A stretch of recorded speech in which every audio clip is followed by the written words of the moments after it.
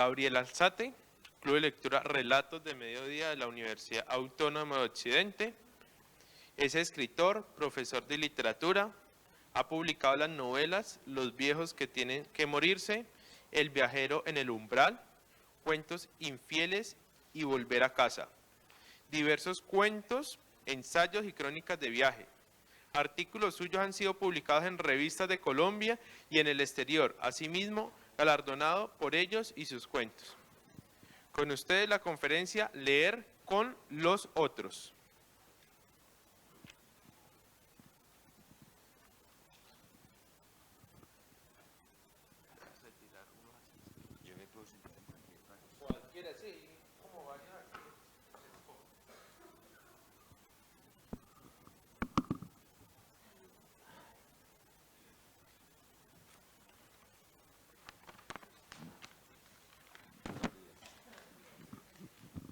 Bueno, buenos días. Estas palabras que vamos a leer aquí son producto de la reflexión del trabajo que hemos hecho con el Club de Lectura de la Universidad Autónoma de Occidente. Lo hacemos los viernes a mediodía, trabajamos durante 2 horas y leemos durante esas 2 horas y discutimos, conversamos, tratamos de disfrutar mucho durante esas 2 horas. Es corto, para que no se vayan a preocupar. Leer con los otros. En Cuadernos de Lanzarote, el escritor portugués José Saramago dice: vivimos para decir quiénes somos. En otras palabras, vivimos para contarnos tal y como somos. Hasta allí José Saramago. Quizá podemos decir lo mismo del ejercicio de lectura que compartimos en Relatos al Mediodía. Aquí abordamos el ejercicio de leer con los otros, esto es, contarnos por qué nos gustan, nos conmueven algunos libros y queremos oír lo que los demás piensan y sienten al respecto. Por eso decidimos leer juntos.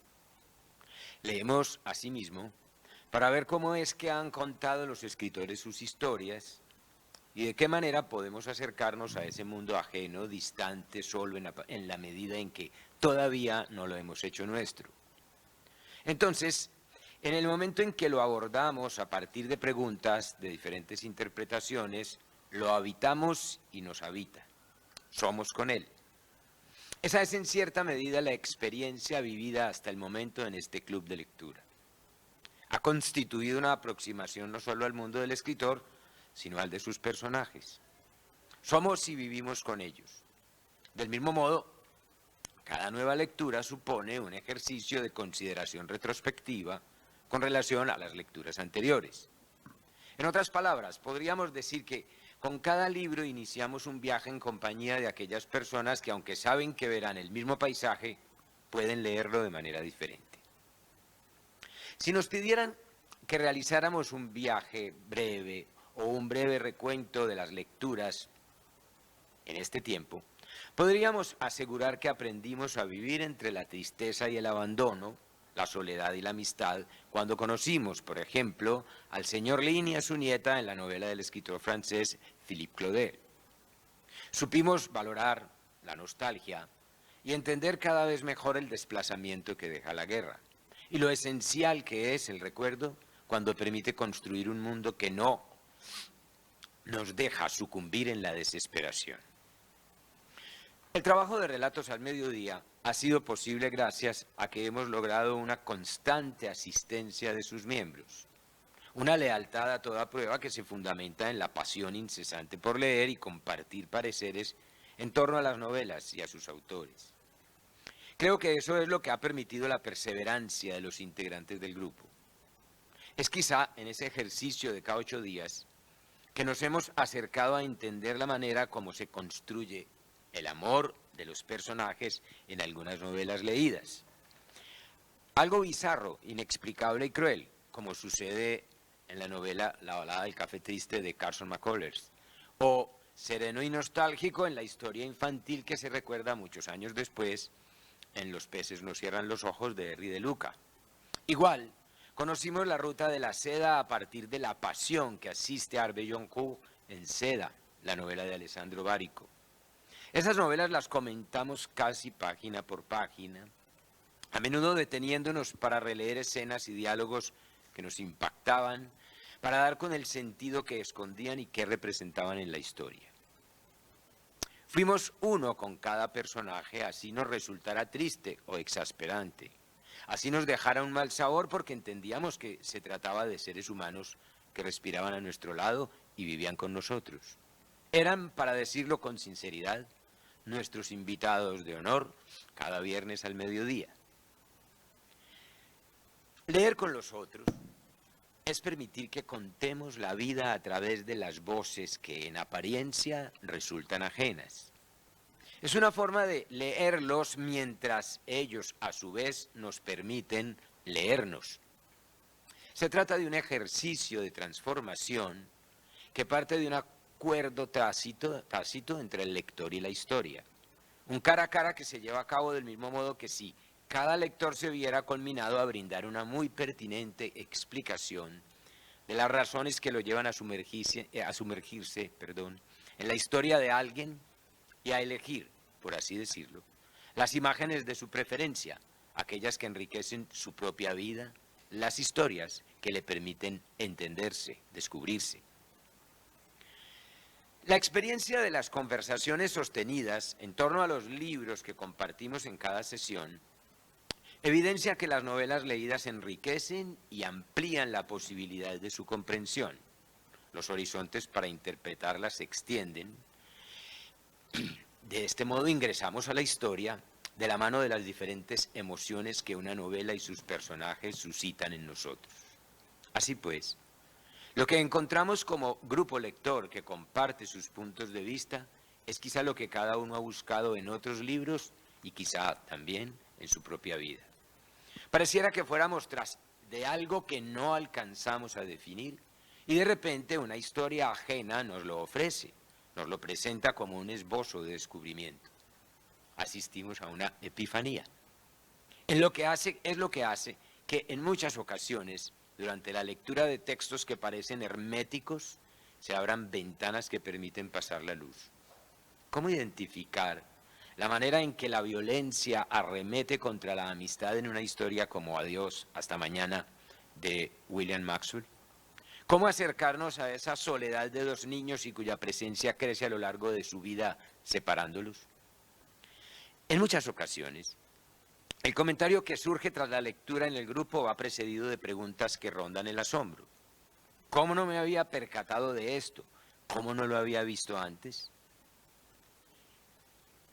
Es el momento en que aparecen las certezas y las sorpresas que surgen en cualquier lugar de la narración y son los guiños que nos hace el texto, la voz secreta que se levanta desde este y que es aquella que nos permite encontrarnos. Nos hallamos entonces frente a un espejo que se revela de la misma manera que un paisaje en una mañana soleada y sin nubes. Ahí estamos, lectores y novela, contándonos tal y como somos. Leer en este grupo es una suerte de confesión compartida, porque siempre se corre el riesgo de hablar de, es decir, acercarnos a los asuntos que no hemos tocado y que nuestra vida ha puesto a buen resguardo, porque no siempre resulta fácil hablar de asuntos de familia, de la intimidad, de los fracasos, del dolor que se esconde en cada uno de nosotros, o de la traición. Evelio Rosero y su novela Los Ejércitos nos permitieron acercarnos a la fascinante descripción del erotismo en medio de la guerra. Si la desesperanza acecha, ahí está la ilusión de un cuerpo deseado, que al fin ha de ser el mejor enemigo de la muerte. Igual sentimos ese dolor de la incomprensión que hay en la guerra, la ausencia y el desplazamiento que se vive desde dentro del corazón, el desarraigo de un mundo que ya nada ofrece, cuando leímos a Gaël Faye en su obra Pequeño País. Y allí, como si se tratara de una larga y serena constancia, apareció el llanto de algunos de los lectores, la rabia contenida que afloraba por fin gracias a esa historia. Una fibra de sus vidas se pulsaba, como si de pronto transitaran por una esquina desconocida de su alma y algo los invitará a detenerse y reflexionar. Esta lectura, que por momentos hacemos en voz alta, permite gozar de los matices del texto, escuchar el aliento, las intenciones, las sospechas, el tono exacto de quien lee y cuál es su visión del asunto leído. Vestimos, por así decirlo, el traje de los personajes y nos convertimos en ellos. Ese es el privilegio y a su vez el prodigio de una voz que siente, que sabe conmoverse cuando lee. Nos sucedió en el proceso de lectura en grupo cuando nos enfrentamos a La herencia de Esther, la novela de Sándor Márai. No sabíamos si era el dolor, la ira o el asombro ante la desfachatez lo que nos permitía leer con tal pasión, o, si de otra parte, necesitábamos más elementos de juicio para llegar al asunto clave de la historia en el momento de adentrarnos en otra novela, corta y llena de enigmas y sospechas, como Una semana en la nieve, de Emmanuel Carrère. Un buen lector no olvida en la medida en que lo leído comienza a formar parte de su vida. Tal vez no sea una presencia constante, pero sí estará disponible en los instantes esenciales cuando el que lee necesite de la esperanza. La voz de los otros es fundamental para sobrevivir. En el fondo no hay nada diferente a lo que Joseph Conrad se refería y que para él era lo esencial: contar con absoluta sinceridad.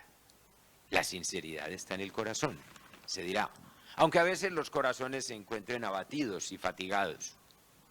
Asimismo, necesitamos leer con total sinceridad, de tal manera que lo esencial es recuperar las emociones en la lectura y a través de lo que ésta genera en nosotros. Y para ello se requiere estar fundamentalmente solo, aunque en contacto con los demás. Ese es el equilibrio al que es necesario acercarse. Relatos al mediodía es una experiencia que nos permite tomar partido, respirar sin robarles el aire a los demás, aunque por momentos nos inmiscuyamos en sus tragedias para de esta manera contar lo que nos ocurre. Por esta razón, leer es semejante a reinventarse la vida. No es otra cosa que buscar el rezago del aliento en las voces ajenas para que la voz propia no desfallezca.